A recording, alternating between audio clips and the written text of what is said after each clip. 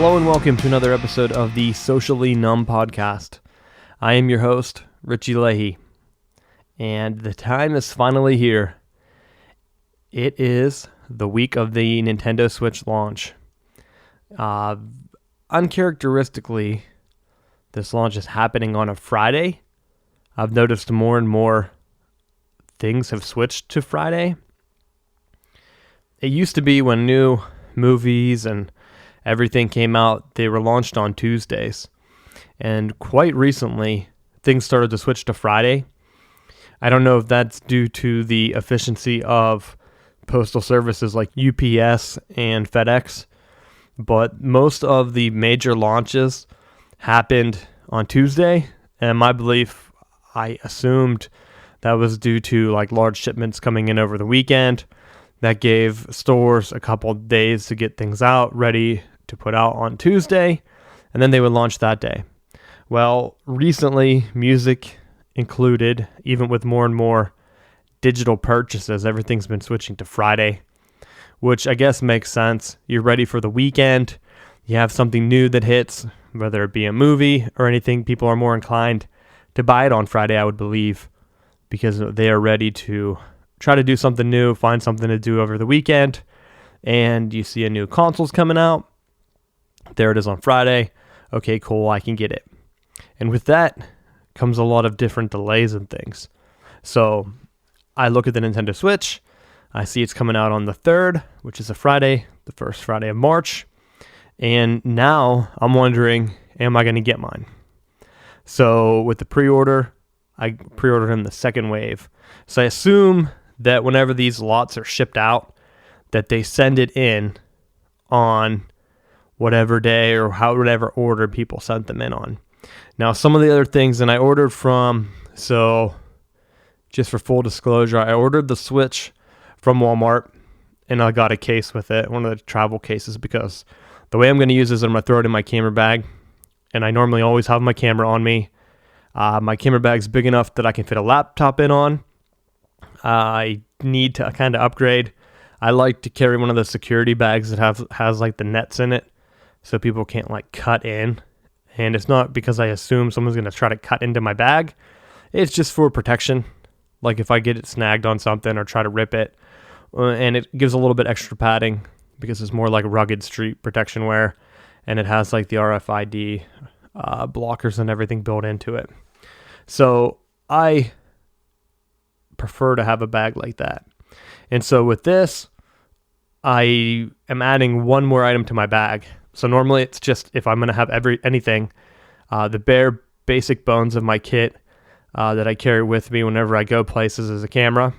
Sometimes I'll throw an extra lens in. Sometimes I'll I always have an extra battery for the camera, but I also have a portable brick that I carry for my phone. And then that way, if I need, and it depends where I'm going. So like that way, if I'm going to somewhere where I'm going to be holed up for a while, I might throw a Raspberry Pi in. If it's going to be like a place where I have access to a monitor or a television screen or anything, I can throw the Raspberry Pi in there. I already have the brick. Same brick charges the Raspberry Pi. It's the same one that can run my phone. So I have that. I can also throw a laptop in, which depending on type of work. So a lot of times my basic bag is filled with a laptop and a camera. One of the two I have, which I've talked about previously on here. And so now I've had like an iPad and things for work. I can throw that in. I normally don't carry them with me because at that point, one too many devices, I'm never going to sit. To be honest, I really have no use for an iPad. I've seen them. Maybe if it becomes to a point where I can install the same software that's on my laptop, I would probably prefer the iPad. Most websites now are becoming much more touch enabled. If I'm just browsing the web, it's great. I can carry it on the couch. I don't have to worry about it like propping up on my leg or anything like that.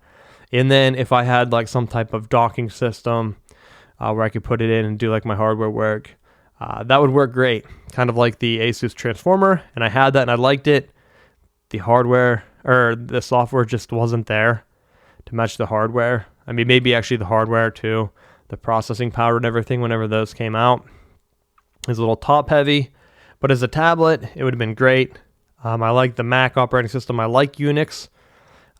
Android kind of gets buggy over time, and I think it's because they rushed to market on it and they never actually fully corrected it. And they still could, but that would involve a major rewrite, and I don't think they're ever going to do that. Maybe with the advent of Chromebooks, they're trying to do some type of merger. That might happen, where a Chromebook's really all you need, but you kind of need some type of basic file storage if you're going to have an all-in-one machine. Chromebook's great for a classroom, cheap computer that's always connected to the internet, so kids can go on and do their online tests or anything that they need. But for me, I'm carrying a laptop because the iPad doesn't do it for me. So I'm always going to have that extra weight in my bag. And now, with the Nintendo Switch, it's going to be another device in my bag. Now, the iPad's pretty heavy. The iPad Pro or whatever. I don't even know which one I have. So that's pretty heavy. It's a little bit lighter than the laptop. The laptop's the heaviest thing in my bag. Maybe the camera. I might rely on that depending on the sensor. But weight doesn't really matter for me because I'm just more worried about carrying devices. So here I have a laptop. It's pretty heavy. I have a camera. That takes up the bulk of my bag. It's still a pretty light bag. Has a lot of room if I need to throw other things in it. I can throw an extra shirt in if I need to. Change of clothes, maybe swimming trunks, depending on where I'm going. I can have all of those in one bag that I carry with me. Sweet arrangement. And now I'm having a Switch added into the bag. I know how big it's supposed to be, about the size of a phone. If it's around the same size as the PSP, that works. And if it's as light as that, great. I'll never carry the iPad with me then. And I mean, there's going to be some shortcomings of the Switch where maybe they add some type of internet browsing or anything like that. But at that point, if I'm going to be hanging out on the Switch, I'm really not going to be on the internet. Most of the internet I do traveling, I do on my phone. Just browsing the web, getting sports scores, tweeting out, maybe checking, doing some research, whatever. I can all do that on my phone, and I'm used to doing it on my phone. If I need to do something really in-depth, I need a laptop. If I'm going to be programming, typing, doing a lot of different like research where I'm mapping things out, some drawing, I really can't do that on the iPad. Maybe the drawing aspect, yeah, I've had software where you can draw different things, but realistically, I haven't found that one device that's ready to replace a laptop. And it doesn't even have to be a laptop. If the Raspberry Pi was great and just as portable, awesome.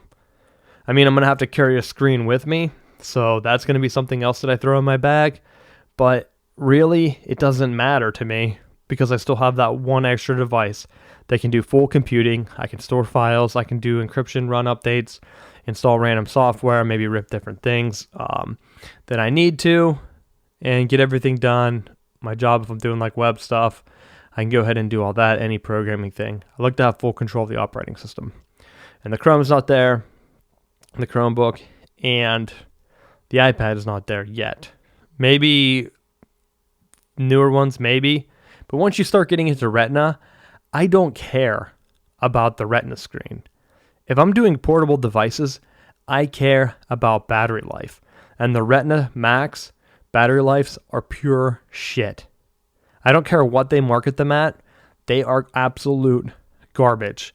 Why make a portable device that has to be tethered to the wall at almost all times? If it can only go for an hour or two, crazy. And that's where the Switch is at. But the Switch doesn't take as much power. I might be able to throw it on a brick because realistically, if you're playing a phone game, like let's say if I'm going to play Pokemon Go, my phone's only going to last an hour or two, maybe 3 tops if I'm playing a game that's taking a lot of things. I mean, it's going to delete your battery fast. So it makes sense that the Switch drains that fast. Likewise, if I was playing a game on my laptop, there's no way my Retina laptop would last 3 hours if I was actually playing a game. Even if I'm doing like some video work or photo editing kills it. And that might just be like some of the Photoshop stuff where it's not really efficient enough to use on an everyday basis like that. But whatever. I just want a device that I can take with me, do my work, not really have to worry about it. And this isn't a slight at Apple. It's the Retina screen and their processor, whatever they're trying to do. Because I have a MacBook Air 13-inch, whatever. I don't even remember what it was. It might be 11. The smallest one they had at the time, probably 11. I got that. Battery life is great. Still lasts 8 hours. It's like 5 or 6 years old now these days. I don't even know. But it's great if I'm even playing games that last longer than the Retina one. And that's because you're jamming too much in, trying to make it a device like all-around media device or whatever you're doing. And to me, that's not what the purpose of the device is. If you're going to have a portable computer, great, have that. If you want something where you're going to do really intensive processing stuff, then you're probably going to have to get maybe a Mac Mini or some other type of tower computer plugged into like a television if you have your room set up that way, where you can go ahead and do everything you need without having to worry about draining batteries or whatever. But the portability aspect, that's what I like about the Switch. I like the idea that I can have it plugged into the television, play the game, go to bed, pick it up, use it on my commute to work, if I'm taking public transportation, if I'm walking around, playing there, hanging out on some lunch breaks. If I'm traveling, I can play, and it's great. I haven't tested, I haven't put it through the ringer. And so that is why I'm going to be diving in deep if I get it. So this week's podcast is probably going to run a little bit short. I know I just got right into it, not really an intro, but I'm excited for the Switch to come out. And so I want to do a really in-depth hands-on podcast on the Switch. So, and this depends on if it comes. So this week's probably going to be a little bit shorter of a podcast, maybe next week too if I don't get it, but we'll see. I'm hoping it comes in time because I'm going to do a hands-on with it. So whatever podcast is next that I have the Switch, that's going to be a long podcast, maybe 2 hours. I don't know. I don't want to put a time limit on it because I'm going to go through all of the paces on the gameplay and everything. I want to make sure that everything is working. I can give a rundown for people who might not have purchased it yet. Blah, I can't even talk today. But I want to go through and do that, do my hands-on impression, maybe look at the store. There are a couple things I'm looking at. I know they said that the virtual console is not going to be linked at store. I try to find like research on things that interest me, but most of the sites that are throwing up news on the Switch are just garbage. Journalism's pretty much dead. I mean, you go ahead, it's just like a clickbait article about, hey, this is why people don't like the Switch. And then they're like, oh, it doesn't have 4K resolution. What has 4K resolution at that size? And if it did, it would just be a complete battery drain, just like the MacBook Pro Retina. I don't want Retina on my screen. I want games that run smooth. I would prefer it to even have, if you're going to do that small of a screen, if it's high def, great. But whatever it needs to have great battery life, great graphics, whatever.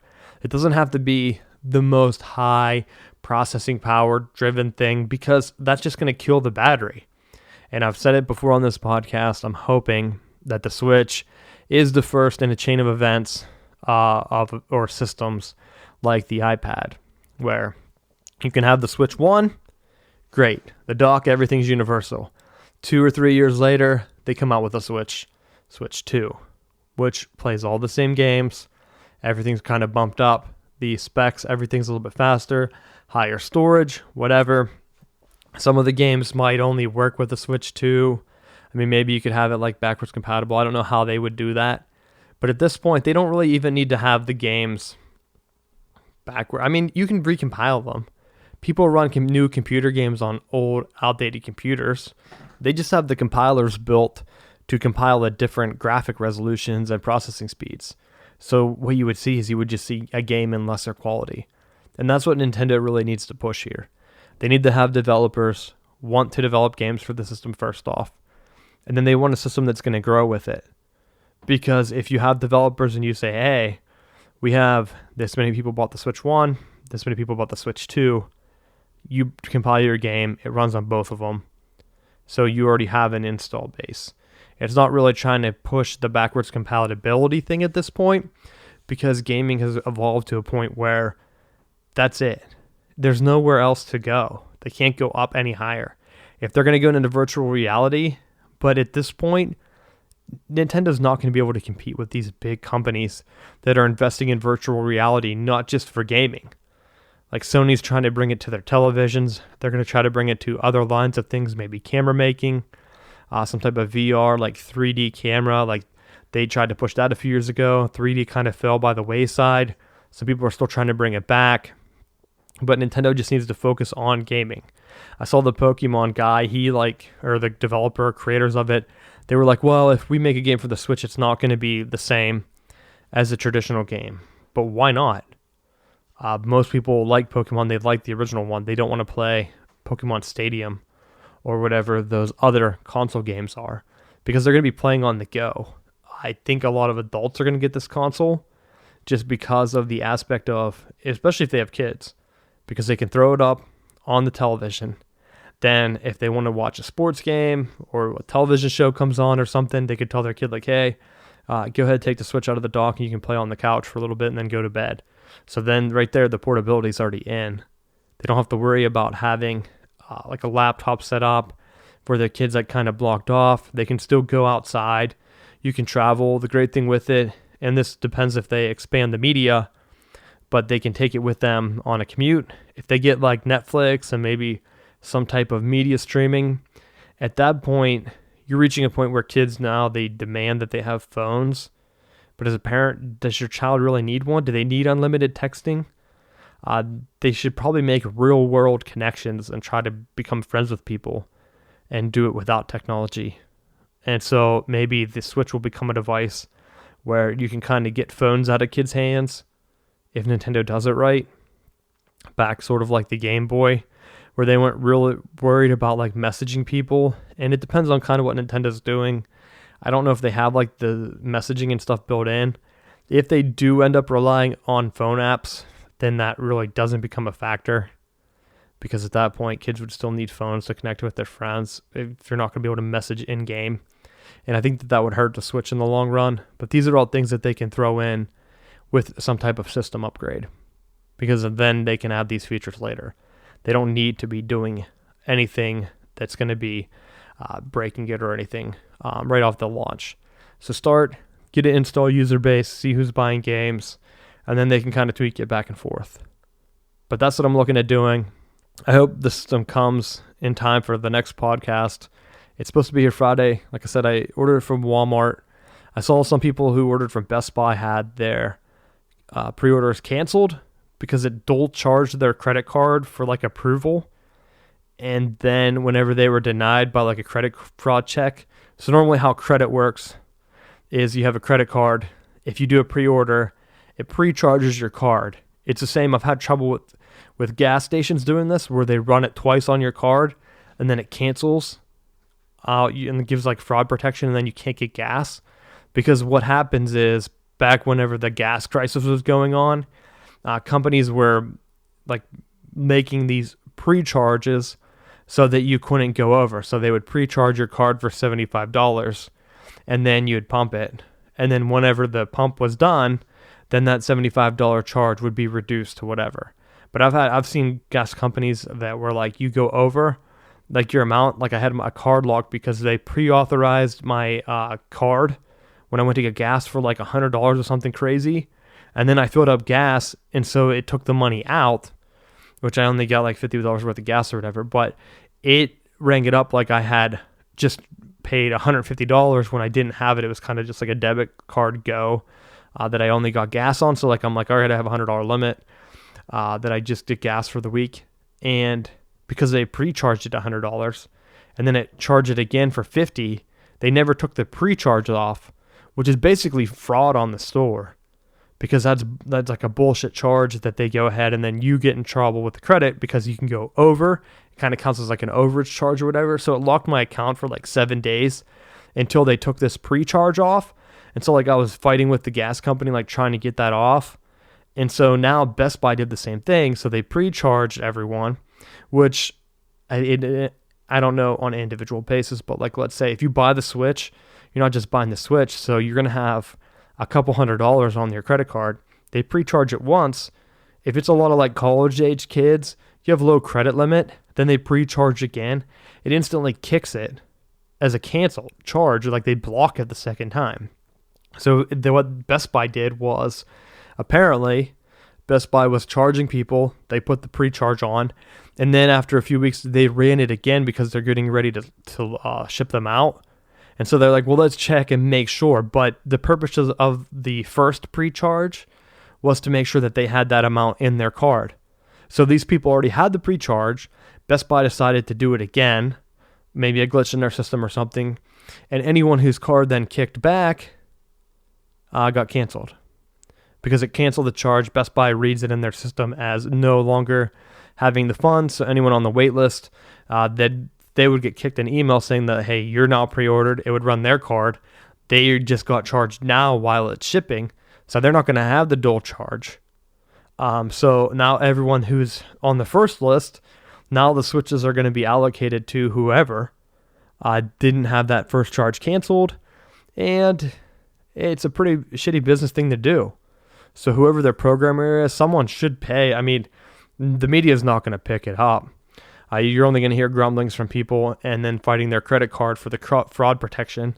I had trouble with that before ordering Raspberry Pi robot parts because my credit card company, I told them like, hey, I'm ordering this from overseas. I know what it is. It was like $20. The robot parts are like $5 that I got. Just a toy kit to tinker around, make some videos to show people how to use the Raspberry Pi, which I'll be posting on my site. So I order them. It's not that big of a charge. It's like $20 or something. And it gets blocked. And I was like, all right, whatever. So whenever I had it set up, I told them ahead of time. So it popped up on my phone saying that I could approve the charge. Well, I hit approve and it still canceled it. So I tried again. I'm like, well, maybe I have to approve. And then it said, well, please try again. So I tried it again. Still canceled it. So I called the company, and the guy's like, oh, yeah, we're blocking this charge. And I told him, I said, hey, I already approved it. What's the point of having an approval system in place if you're just going to block it anyway? And he's like, okay, I approved it. Go ahead and try again. And it was still blocked. He's like, oh, yeah, we're still blocking it here. I'm like, why? I'm on the phone with you. And he's like, well, we can keep doing this. I'm like, no, never mind. Let's use a different card. Like, are you trying to lose my business? What's the point of having a credit card if I'm on the phone with you telling you I'm making a purchase and you're still blocking it? And so I feel bad for all the people out there who are probably waiting, because if you're on the first wave of pre-orders for Best Buy and now your Switch is canceled, I mean, you're pretty much have been pumped for a while that you're going to get a brand new system, and now you're not. And so I don't know what Nintendo's doing. I know that some of the other devices and stuff said that they're shipping out.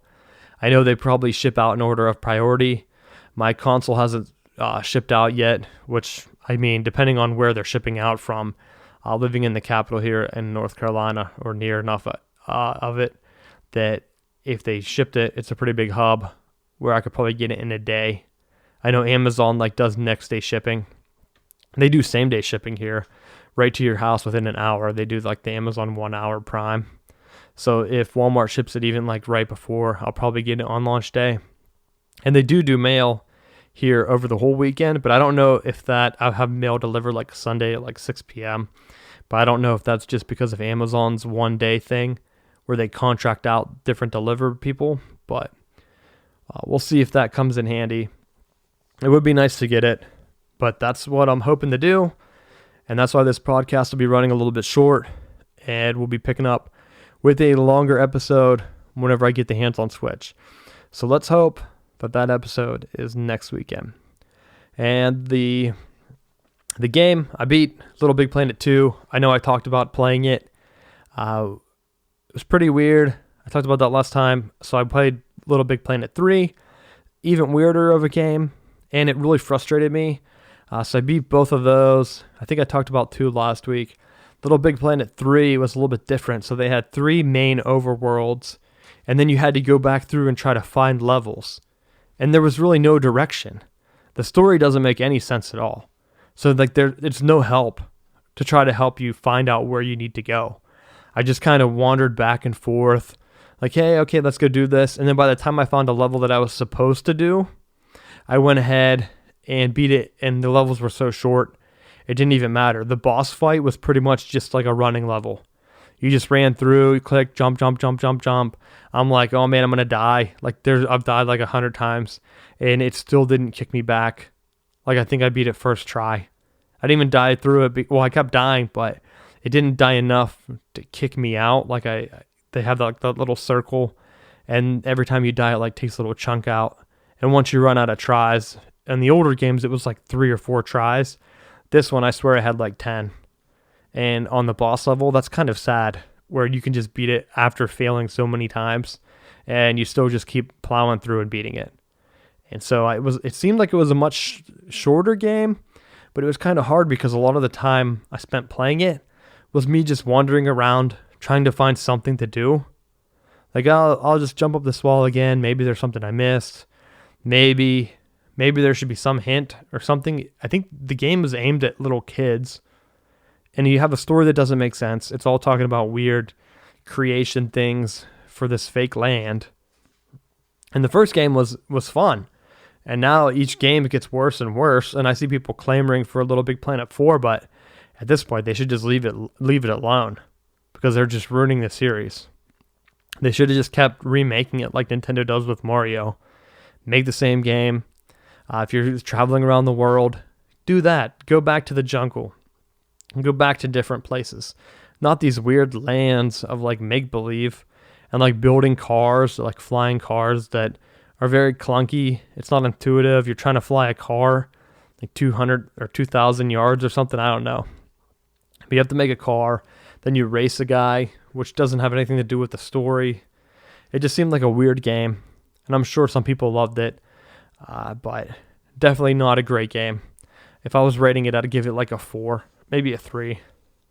Just because it was frustrating. You don't know where to go. You're playing a game like that. It's a platformer. If you're going to have a level, at least kind of make it so that like a base world that you work your way through. Like I think of Super Mario Brothers 3, where back on the NES, they had the overworlds. You can pick and choose which parts you're doing, but you could pick and choose them. Or even Mario like 64. Like there were directions. Now there were hidden stars, but there were enough where you could get enough of the worlds to keep playing the game. You weren't like just mindlessly hunting around. Like there were little guys, and then I remember like the stars that like gave you like a hint or something. I don't remember. But here they had like just the question marks. They tried to make you, they're like, oh, here you can like warp around. But what's the point in warping around to different lands if you don't know where you're going? And then there were a couple levels which I didn't even know that I beat until I had to hit circle, get back out to the main map. And then it was like, you beat 8 out of 9 levels. I was like, wow, I didn't even know that some of those were actually levels. Like that's how short and pathetic they were. So that's the game. All 3 Little Big Planets down. I'm taking those down. That's a free game this month. I mean, go ahead and get it. If you like the first Little Big Planet, you're going to be disappointed. Even if you like Little Big Planet 2, which I didn't like that one as much, they're both just downhill after that first one.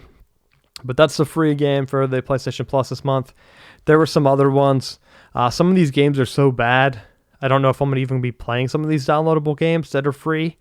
PlayStation definitely needs to step up their game whenever they're giving these free games away. Because some of them are just so unplayable that it's not even fun to download a free game at this point.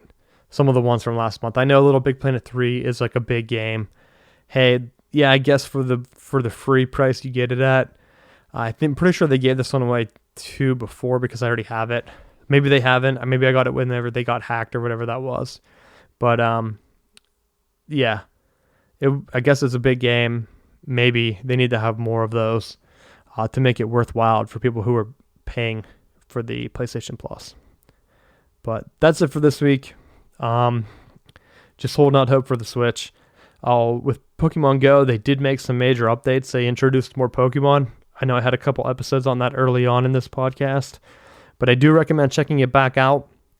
The spawn rates are way up, and you can like track your Pokemon now. If you're in the bottom right corner, you press the map, and it shows you where they are, and the spawn rates are much better now that there are more Pokemon in the game. Before, you were only seeing Pidgeys and rats, and now you're seeing Pidgey, rats, and this little ferret guy. He's like a squirrel or something, so you get more of a variety. You're not seeing only 2 Pokemon all the time. You're seeing maybe 3 or 4. But in all seriousness, there are some new Pokemon in. So if you're interested in the game, checking it back out as summer's kicking around here in the United States, go ahead and check that out. They are going to be doing more like events and things. And so that was one of my things with walking the Pokemon to get the candy. There's no rate increaser so far that I know besides special events. But if you find a Pokemon that you can catch, there is a new item, a pineapple, that if you catch them, you get more candies for it. It like doubles it, so you get 6 of them instead of 3. You have to throw it right before, so it kind of takes some planning. Like, okay, well, he's like level 300. I better hit him with the raspberry first, then have him break out of a regular Pokeball, then use the pineapple, then use the Ultra Ball. I just did a bunch of Squirtles like that and finally got a Blastoise. Even though I've been sitting on him for a while, you just didn't see the starter Pokemon before. And now they're starting to show up in spawns, crazy amounts. So it makes it worthwhile if you go on one of those, one of the mapping sites. I went on Reddit to see who was spawning where. But different parks have different guys. So if you're going to play and you need something to do, like a Saturday morning, Sunday morning, even like a weekend afternoon, you're like, hey, let's go off a park, go for a walk, get out of your house. It's a great thing to do as the weather's getting nicer. And you can find different parks in different locations. That, like the one, I had an apartment right beside this one park. I didn't even know it existed. It was on the Pokemon map. Went there. It was really nice. Had like a little lake and like a little beach area. I would never have known that was there if it wasn't for Pokemon. So I recommend checking that out if you haven't played for a while. I might get into that a little bit more in the coming weeks, but probably going to be all Nintendo Switch focused. Last thing to touch on, my website. I have been migrating a couple of my website things around. And so here we go with Socially Numb. I've been moving it into my personal web space. So there's a redirect in place. Trying to get into more of a blogging. I'm using Blogger to host now just because it's easier. I was using GitHub. I'm still using GitHub for some database things, but there's a very small limit. So like I can only have 1 gigabyte of space, I think. And as I'm doing more photography stuff, that limit runs up fast. So I'm putting things on Imager or whatever. I've talked about it before. And it's just kind of become a pain. And Google Photos gives you free storage now under certain limits. So I've resized some photos, throwing them up, moving stuff into Blogger, just so that it's easier to manage. GitHub's going to be more of my database stuff. I'm doing sports research for the other podcast, Southbound Sports. That is now going to be a new site hosted on medium.com, which is a great site for like blogging, reading. It's a pretty big deal. It's like great for publications, a lot of newspapers and things on there. So it's pretty cool that we got onto there after some initial doubts.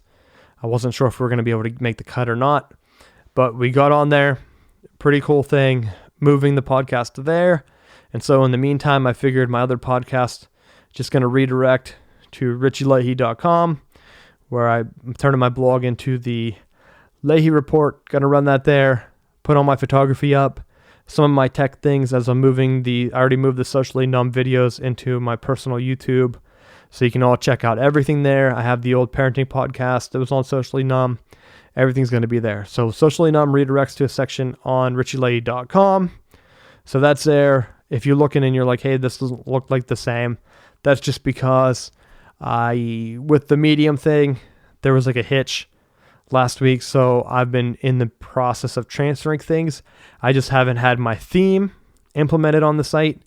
And there were some date things moving from GitHub to Blogger. Blogger has some of the dates weird on some of my posts. I thought it was a time zone thing, but I'm not really sure. So I'm doing some research on that. I have to figure those out. So there might be another disconnect. I know I've been putting the blog posts up, enhancing them. This is just another feature of that to help expand the podcast. So if you're wondering what happened to the site, that's why I'm expanding it once again and making it easier for me to manage and like schedule posts. In case there's a couple weekends this year I have to go away. And so I'm going to have the posts ready to go and the podcast ready to go so they all launch on time. So I'm not missing a day or anything. So this will just help that so that I don't have to manually push my podcast episode out on GitHub like I do. Blogger will let me go ahead and schedule it. And it's still free. I could always move back to GitHub if I need to or some other free host. But basically, I'm a big proponent free websites if you can use them. No use around it. I know enough HTML that I can tweak the Blogger template as I need. It might just take some time for me to dig into that and see, because their templates use a lot of outdated tags and stuff and formats. So that's it. Hopefully, if you ordered a pre-ordered Nintendo Switch, they make it this week. I'm hoping mine makes it. And with that, we'll be giving a big rundown podcast whenever I get mine. So once again, thank you for listening. You've been listening to Socially Dumb with Richie Leahey.